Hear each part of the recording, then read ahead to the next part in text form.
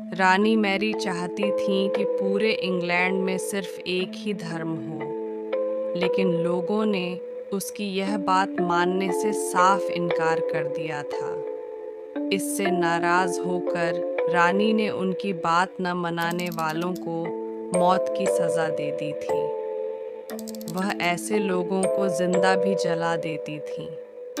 रानी Mary की इस क्रूरता की वजह से इंग्लैंड के लोग उससे नफरत करने लगे। ऐसा भी कहा जाने लगा कि रानी मैरी कुंवारी जवान लड़कियों के खून से नहाती थी। उसका मानना था कि उनके खून से नहाने से वह ज़्यादा दिनों तक जवान रह सकती है। कुछ सालों बाद रानी मैरी ने शादी कर ली और कुछ समय बाद इंग्लैंड में एक खबर आई कि रानी मैरी गर्भवती हैं और जल्द ही उनके राज्य को उनका नया राजा भी मिल जाएगा।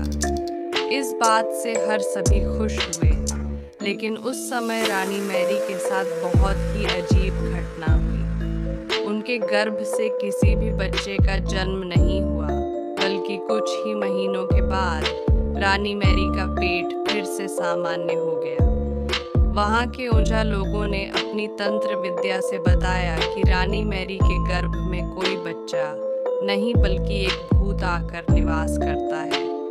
कुछ समय बाद फिर रानी मैरी के गर्भ में वही भूत आकार रहने लगा और वह फिर से गर्भवती हो गई। इस बार भी रानी को कोई बच्चा नहीं हुआ और उस घटना के कुछ ही दिनों के बाद रानी मैरी की मृत्यु हो गई। इसके बाद मैरी की छोटी बहन एलिजाबेथ को इंग्लैंड की राजगद्दी पर बैठाया गया और एलिजाबेथ इंग्लैंड की नई रानी बन गई। रानी मैरी की क्रूरता की वजह से इंग्लैंड को लोग उसे एक निर्दयी औरत मानते थे। वहीं